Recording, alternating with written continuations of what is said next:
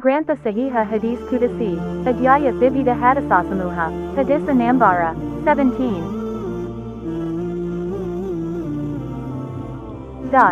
https://www.hadithbd.com/hadith/link/ It equals 21,331. গ্রন্থ সহিহ হাদিসে কুদসি অধ্যায় 1 বিবিধ হাদিস সমূহ। হাদিস নম্বর 17।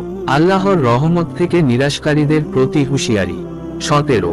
আবু হুরায়রা রাদিয়াল্লাহু আনহু বলেন, আমি রাসূলুল্লাহ সাল্লাল্লাহু আলাইহি ওয়াসাল্লামকে বলতে শুনেছি, বনী ইসরাইলের দুই বন্ধু ছিল। তাদের একজন পাপ করত, দ্বিতীয়জন খুব ইবাদত গুজার ছিল। ইবাদত গুজার তার বন্ধুকে সর্বদা পাপে লিপ্ত দেখত, তাই সে বলতো বিরত হও। একদিন সে তাকে কোন পাপে লিপ্ত দেখে বলে, বিরত হও। সে বলল, আমাকেও আমার রবকে থাকতে দাও, তোমাকে কি আমার ওপর পর্যবেক্ষক করে পাঠানো হয়েছে? ফলে সে বলল, আল্লাহর কসম, আল্লাহ তোমাকে ক্ষমা করবেন না, অথবা তোমাকে আল্লাহ জান্নাতে প্রবেশ করাবেন না।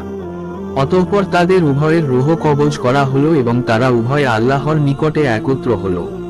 তিনি ইবাদত গুজারকে বলেন, তুমি কি আমার ব্যাপারে অবগত ছিলে? অথবা আমার হাতে যা রয়েছে তার ওপর তুমি ক্ষমতাবান ছিলে? আর পাপীকে তিনি বলেন, যাও, আমার রহমতে তুমি জান্নাতে প্রবেশ কর।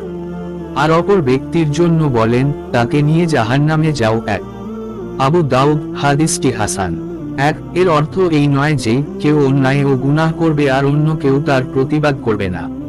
এ ব্যাপারে প্রতিবাদ হচ্ছে 3 প্রকারের: হাতে, মুখে বা অন্তরের ঘৃণা। তাকে হাত দিয়ে বাধা, মুখ দিয়ে নিষেধ আর সক্ষম না হলেও অন্তরে তার কর্মকাণ্ডকে ঘৃণা করাই হচ্ছে প্রতিবাদে ভাষা। কিন্তু তার বাইরে প্রতিবাদের সীমা ছড়িয়ে আল্লাহ তাকে ক্ষমা করবেন না বলাই অগ্রহণযোগ্য কাজ, যার পরিণাম অত্যন্ত ভয়াবহ আকারে দেখা দিয়েছে। সম্পাদক, হাদিসের মান হাসান। হাসান https://www.hadithbd.com/hadith/link/। ঈদ = 21331।